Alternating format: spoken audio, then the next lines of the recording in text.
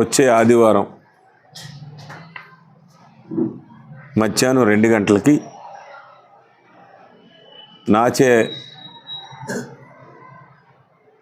ఒక వైఎస్ఆర్ గారికి శృతి మందిరం, ఒక స్నేహితుడికి, ప్రజలకు అందరికీ అర్థమైన భాషలో అయితే ఒక స్నేహితుడికి ఇంకో స్నేహితుడు గుడి కట్టడం, అలాగే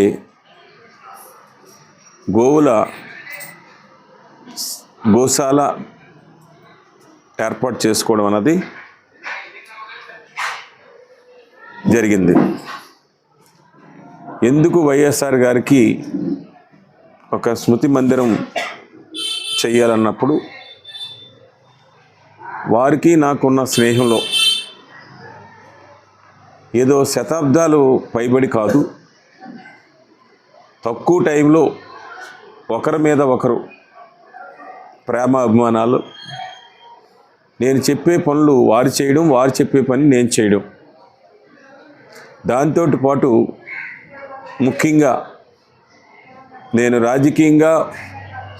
వారు చెప్పిన సూచనల్ని తూచా తప్పకుండా పాటిస్తూ వారు చెప్పిన పనిని పూర్తి చేయడం అన్నది నా బాధ్యత. ఎవరికి ఏ విధమైన కొన్ని సందర్భాల్లో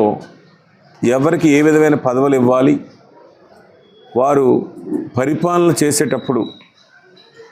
ప్రభుత్వం ఏ విధంగా స్కీమ్స్ తీసుకుంటూ ఉంది, దానికి ఫీడ్బ్యాక్గా ఒక కేంద్రపాలిత ప్రాంతానికి, ఆ రాష్ట్రం ఆంధ్రప్రదేశ్కి సంబంధం కాని వ్యక్తిగా నన్ను ఫీడ్బ్యాక్ తీసుకుని ఆ స్కీమ్స్ మీద వారు 10 రోజులకి 15 రోజులకి నాతోటి మాట్లాడడం, నెలలో 1-2 సార్లు కలవడం అన్నది జరిగింది.